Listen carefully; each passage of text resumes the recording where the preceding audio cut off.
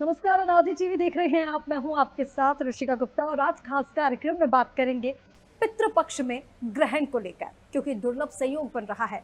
देखिए, इस बार पितृपक्ष की शुरुआत हो रही है 7 सितंबर 2025, यानी कि जिस दिन शुरू हो रहे हैं पितृपक्ष उस दिन पड़ रहा है चंद्र ग्रहण और इसका समापन हो रहा है 21 सितंबर 2025, यानी कि जिस दिन समापन हो रहा है उस दिन पड़ रहा है सूर्य ग्रहण। तो एक पखवाड़े में दो ग्रहण पड़ रहे हैं और ऐसे में क्या ये शुभ फलदायक होगा या फिर इससे कोई नुकसान होने वाला है? और अगर पितृपक्ष में अब ग्रहण पड़ रहे हैं, वो भी चंद्र ग्रहण और सूर्य ग्रहण एक साथ पड़ रहे हैं, तो ऐसे में क्या दुर्लभ संयोग बनने वाले हैं, इसके बारे में जानेंगे। और इसके लिए जानने के लिए हमारे साथ मौजूद हैं पंडित विनोद गौतम जी। पंडित जी, बहुत स्वागत है आपका अनादि टीवी पर।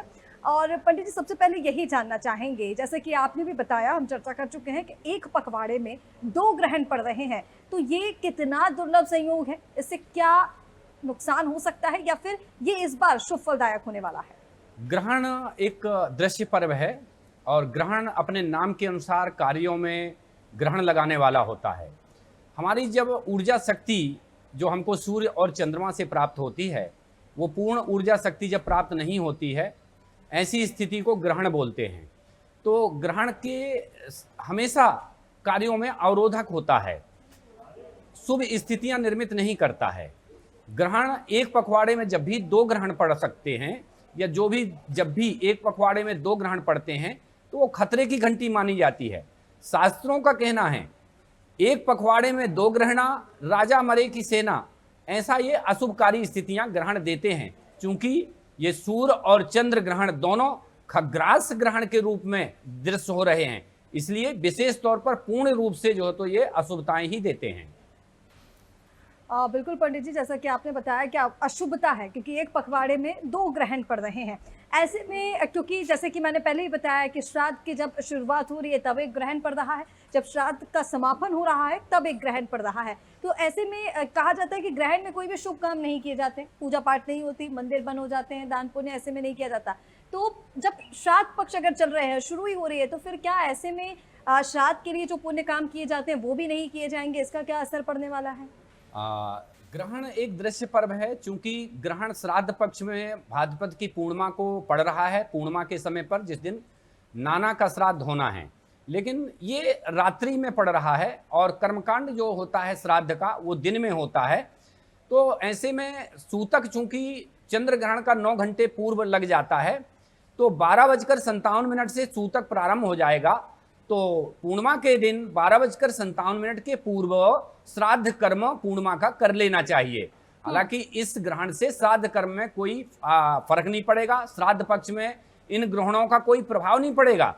देखा जाए तो ग्रहण रात्रि में पड़ रहा है और ग्रहण का जो प्रारंभ है ये 9:57 पर हो रहा है और जो मोक्ष है वो रात्रि में 1:27 पर हो रहा है।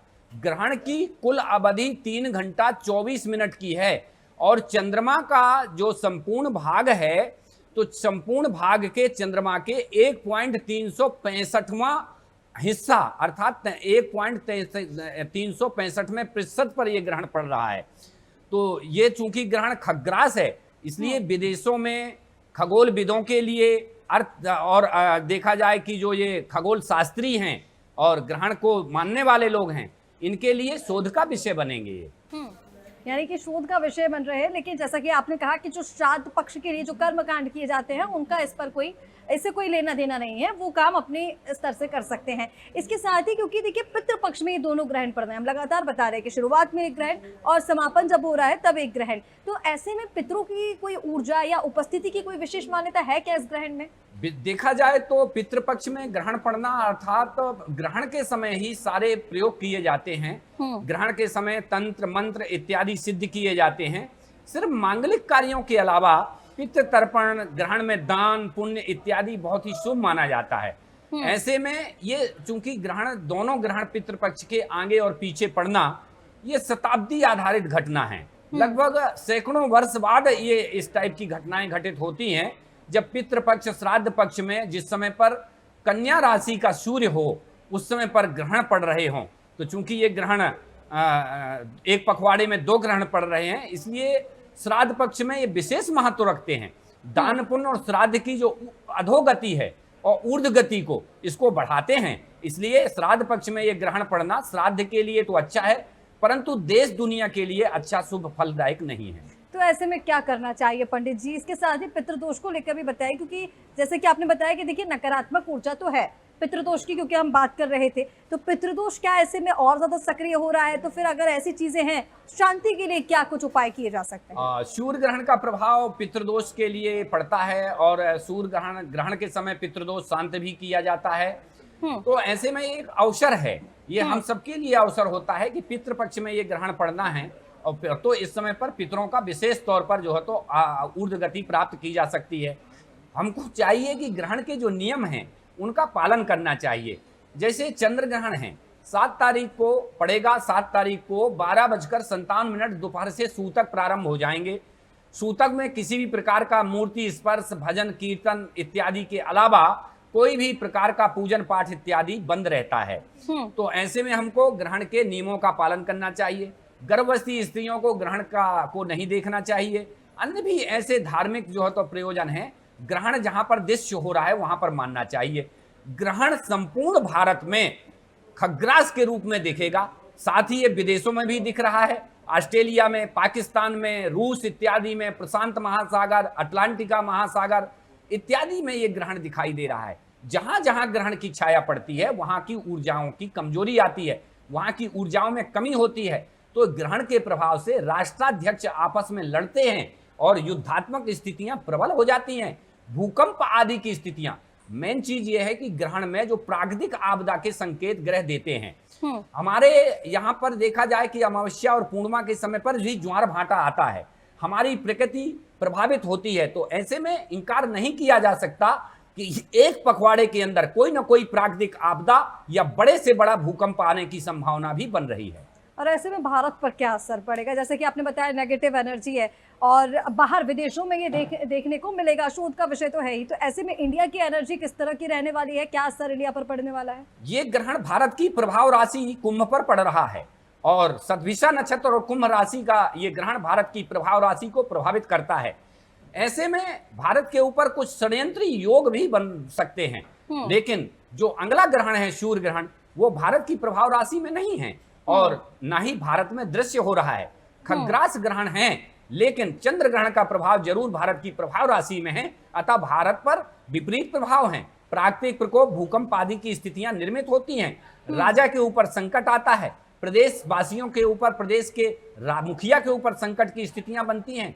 तो ऐसे में ये चंद्र ग्रहण भारतीय जो प्रभाव राशि है, भारत की जन्म पत्रिका की प्रभाव राशि है, उस पर ये असर देने पड़ा है। अर्थात कुंभ राशि में ये ग्रहण शतभिषा नक्षत्र में विशेष तौर पर अशुभ है। तो ये असर जैसे कि आपने बताया, तो हम इंडिया से जो अमेरिका के साथ अभी क्राइसिस चल रहे हैं टैरिफ को लेकर, या फिर जापान के साथ जो नई डील्स को लेकर बातचीत चल रही है, इन पर भी असर पड़ता हुआ देखेंगे इसका? हाँ, निश्चित तौर पर, चूंकि अन्य ग्रह भी प्रभाव करते हैं इस ग्रहण के अलावा। चूंकि सूर्य और बुध वर्तमान समय पर सूर्य सिंह राशि पर हैं और बुध भी साथ में चल रहे हैं, और सूर्य और बुध का बुधादित्य योग रहेगा। तो बुधादित्य योग चूंकि सूर्य को की राशि में बन रहा है, ऐसे में व्यापारिक राशियों में भारत के लिए विशेष जो है तो फायदेमंद है। तो इस ग्रहण का प्रभाव व्यापारिक क्षेत्र में भारत के ऊपर नहीं पड़ेगा। खासतौर पर भारत को व्यापारिक स्थितियों में जो अभी ट्रंप ने जो अभी टैरिफ लगाए हैं या अन्य जो तो व्यापारिक जो स्थितियां चल रही हैं, उसमें लाभकारी स्थितियां बन रही हैं। अर्थात उस ट्रंप टैरिफ से जो है तो उनको मुक्ति प्राप्त होगी, कहीं ना कहीं कोई ऐसी स्थितियां बनेंगी जिससे कि निश्चित तौर पर आर्थिक स्थितियों में भारत मजबूती से जो है तो प्रवेश करेगा। अन्य देशों के संबंध भी उनके मित्रतापूर्ण बनेंगे। लेकिन खगोलीय घटनाएं प्राकृतिक स्थितियों में ज्यादा प्रभाव करती हैं। जो एक पखवाड़े में 2 ग्रहण पड़ रहे हैं, तो इन एक पखवाड़ों के बीच में भूकंप आदि की स्थितियां बनती हैं। दोबारा मैं आपको बोल दूं कि हमारे ज्योतिष मठ संस्थान के अनुसंधान में अभी तक आया है कि जितने भी भूकंप आते हैं वो अमावस्या और पूर्णिमा के आसपास आते हैं। तो कोई ना कोई जो है तो भूकंप या प्राकृतिक प्रकोप भारत को प्रभावित कर सकता है और उन देशों को भी प्रभावित कर सकता है जहां पर पूर्ण खग्रास सूर्य ग्रहण या चंद्र ग्रहण दृश्य हो रहा है। यानी कि इंडिया के लिए तो ज्यादातर हम देखें कि बेनिफिट ही रहने वाला है, आर्थिक रूप से जो है मजबूती भारत को मिलने वाली है। जी हाँ, क्योंकि सिंह राशि में वर्तमान समय पर सूर्य और बुध बुधादित्य योग बनाए हुए हैं और बुध व्यापारिक ग्रह है। तो व्यापार के क्षेत्र में चूंकि पूर्ण रूप से बुधादित्य योग बना है, इसलिए निश्चित तौर पर भारत को व्यापारिक रूप से सहयोग ग्रह प्रदान कर रहे हैं। ऐसे में भारत की अर्थव्यवस्था निश्चित तौर पर बढ़ोतरी पर होगी। बिल्कुल पंडित जी, और इसके साथ ही जैसे कि हम चंद्र ग्रहण को लेकर बात कर रहे हैं जो शुरुआत में पड़ रहा है, तो समापन में भी सूर्य ग्रहण पड़ रहा है। जैसे कि आपने बताया कि जो ग्रहण पड़ रहे हैं इनका ज्यादातर प्रभाव जो है वो विदेशों पर पड़ने वाला है, भारत पर कम है। तो ऐसे में सूर्य ग्रहण की जब हम बात करें जो समापन में पड़ रहा है, इसका कितना प्रभाव भारत पर पड़ेगा और बाहर भी इसका क्या असर होने वाला है? पितृपक्ष के शुरुआत और समापन में जो दो ग्रहण पड़ रहे हैं, एक चंद्र और दूसरा सूर्य ग्रहण, ये दोनों खग्रास ग्रहण हैं। अर्थात खग्रास का मतलब होता है पूरी तरह से सूर्य का ढक जाना, ग्रहण में आ जाना, राहु से ग्रसित हो जाना। तो जिस प्रकार से चंद्र ग्रहण खग्रास है, उसी प्रकार से सूर्य ग्रहण भी खग्रास है। ये सिंह राशि पर पड़ेगा और चूंकि ये भारत में दृश्य नहीं है, ये भारत के किसी भी भूभाग में दृश्य नहीं है, ये लगभग विदेशों में दृश्य हो रहा है। लेकिन चूंकि ग्रहण कहीं पर भी पड़े, संपूर्ण पृथ्वी पर पड़े, लेकिन प्राकृतिक रूप से उस ग्रहण का असर सभी जगह पूरी पृथ्वी पर पड़ता है। तो ये नहीं माना जा सकता है कि सूर्य ग्रहण का प्रभाव नहीं पड़ेगा। पितृ मोक्ष अमावस्या के दिन जो सूर्य ग्रहण पड़ रहा है, चूंकि विदेशों में पड़ रहा है, रात्रि में रहेगा ये, और रात्रि में ही ये जो है तो मोक्ष को प्राप्त कर जाएगा। लेकिन चूंकि ग्रहण दृश्य पर है, इसलिए भारत में सूतक इत्यादि मान्य नहीं हो सकते हैं, नहीं होते हैं। लेकिन ग्रहण कहीं भी पड़े पृथ्वी पर, ये प्रभाव जरूर करते हैं। ग्रहण अपने नाम के अनुसार ग्रहण लगाने वाले होते हैं। अन्य स्थिति में देखा जाए तो ये ग्रहण चूंकि एक पखवाड़े में 2 ग्रहण पड़ते हैं, इसलिए ये खतरे की घंटी माने गए हैं। ऋषियों मुनियों का कहना है कि जब भी 2 ग्रहण पड़ते हैं, ये शोध का विषय होना चाहिए और इन ग्रहणों के बाद लगभग 27 दिन आगे और 27 दिन पीछे तक सतर्क रहने की आवश्यकता रहती है। तो ऐसे में हम सभी को इन 2 ग्रहणों का प्रभाव से सतर्क होने की आवश्यकता है। देश विदेश में भी सावधान रहने की आवश्यकता है, क्योंकि सूर्य ग्रहण यहाँ पर भारत में दृश्य नहीं है, लेकिन भारतीय दूसरे भूभाग पर भी रह रहे हैं जहाँ पर यह ग्रहण पड़ रहा है। तो वहां पर भी जो तो सूतक इत्यादि मान्य होंगे और ग्रहण के 12 घंटे पूर्व सूतक प्रारंभ हो जाएंगे। सूर्य ग्रहण का सूतक 12 घंटे पूर्व होता है। सूर्य ग्रहण खग्रास है। खग्रास ग्रहण देखा जाए तो खग्रास ग्रहण में अंधेरा छा जाता है और ग्रहण जितने समय तक खग्रास होता है उतने समय तक लगभग अंधेरा हो जाता है और इसकी प्रतिक्रियाएं भी होती हैं। क्योंकि जानवरों में, पशु पक्षियों में, बिलों में, जमीन के अंदर रहने वाले सांप है, चूहे हैं, इनमें प्रतिक्रियाएं देखने को मिलती हैं। तो ऐसे ग्रहण के समय वैज्ञानिक लोग अपने रिसर्च भी करते हैं, खगोलविद लोग भी अध्ययन करते हैं। तो एक ये शताब्दी का बहुत बड़ा मौका है जो 100 साल बाद आया है, जो कि पितृपक्ष में ये ग्रहण एक पखवाड़े में पड़े हैं। तो इसमें शोध की आवश्यकता है, शोध अवश्य करना चाहिए। देखिए, रिसर्च जो होगी वो तो होगी ही, लेकिन इसके साथ ही क्योंकि ग्रहण को लेकर जब बचपन से ही हम सुनते आए हैं तो देखिए कहा जाता है कि इसमें बाहर नहीं निकलना चाहिए सूतक काल में। लेकिन आज के टाइम में हम देख रहे हैं बहुत ज़्यादा एक्साइटमेंट लोगों में होता है कि अगर ग्रहण पड़ रहा है तो हम उसको देखें। सूतक में लोग अस करके बाहर निकलते हैं। हालांकि ये कहा जाता है कि सूतक में बाहर नहीं निकलना चाहिए, उसकी परछाई हमारे ऊपर नहीं पड़ना चाहिए। तो इसमें किन किन चीज़ों का पालन करना चाहिए? क्या नियम होते हैं कि ग्रहण में हमें ये नहीं करना चाहिए और इसका नुकसान हमें हो सकता है? ग्रहण में किसी भी प्रकार का मांगलिक कार्य, गृह प्रवेश इत्यादि वर्जित है। साथ ही मूर्ति पूजा, मूर्ति स्पर्श इत्यादि करना भी वर्जित है। ग्रहण के समय पर देखा जाए तो गर्भवती स्त्रियों को भी ग्रहण को जो है तो नहीं देखना चाहिए। नुकीले पदार्थ इत्यादि, छुरी इत्यादि से दूर रहना चाहिए। ग्रहण का प्रभाव खून में भी आता है, इसलिए उसमें कई प्रकार की रोग बाधाएं होने की संभावना होती है। चंद्र ग्रहण से मन मस्तिष्क के रोग पैदा होते हैं और सूर्य ग्रहण को देखने से शारीरिक रोग पैदा होते हैं, शरीर के अंदर के रोग पैदा होते हैं। तो ऐसे में ग्रहण के समय हमको मूर्ति स्पर्श, देव पूजन इत्यादि से बचना चाहिए। इस समय पर हमको सिर्फ जो है तो राम नाम का जाप, सूर्य मंत्र का जाप, सूर्याय नमः, चंद्राय नमः इत्यादि का जाप करना चाहिए। रामधुन संकीर्तन का करना चाहिए। धार्मिक मान्यताओं के अनुसार इस समय पर सूर्य और चंद्रमा को कष्टपूर्ण स्थितियां प्राप्त हो रही हैं। सूर्य और चंद्रमा राहु से ग्रसित हो रहे हैं। तो ऐसे में भक्तजनों को चाहिए कि सूर्य को बल देने के लिए, चंद्रमा को बल देने के लिए सूर्य जनित दान जो कि लाल दान होता है और चंद्र जनित दान जो कि सफेद दान होता है, वो सूर्य और चंद्र ग्रहण के समय पर करना चाहिए। साथ ही जब चंद्र ग्रहण का या सूर्य ग्रहण का मोक्ष हो उसके पश्चात सूतक स्नान करना चाहिए और स्नान के पश्चात संबंधित दान भी करना आवश्यक होता है। ऐसे में अगर राशियों की बात करें पंडित जी, तो किस राशि पर क्या असर पड़ने वाला है? साथ ही ग्रहण में हम कहते हैं कि दान पुण्य भी करना चाहिए क्योंकि कष्ट भगवान को होते हैं और फिर पूजा अर्चना ऐसे में नहीं होती मंदिरों में। किस राशि वाले को क्या दान पुण्य करना चाहिए, किसके लिए नुकसान, किसके लिए फायदा? जी, ग्रहण एक दृश्य पर्व है, जहां पर ये दृश्य हो तो वहां पर हमको सूतक मानना चाहिए। सूतक का सूर्य ग्रहण का 12 घंटे पूर्व और चंद्र ग्रहण का 9 घंटे पूर्व शुरू होता है। तो चंद्र ग्रहण का सूतक 7 तारीख को 12:57 पर प्रारंभ हो जाएगा दोपहर में। ऐसे में हमको सूतक काल के बाद जब जो शुरू होगा वो सूतक काल हमारा 1:27 ग्रहण के मोक्ष तक रहेगा। तो ग्रहण के मोक्ष में स्नान करना और दान करने का महत्व है। तो स्नान के बाद दान अवश्य करना चाहिए। जो वस्तुएं हैं, चूंकि चंद्र ग्रहण पड़ रहा है इसलिए हमको चंद्र ग्रहण के अलावा के लिए सफेद वस्तुओं का दान करना चाहिए। चावल है, दूध है इत्यादि, शक्कर है इत्यादि का हमको दान करना चाहिए।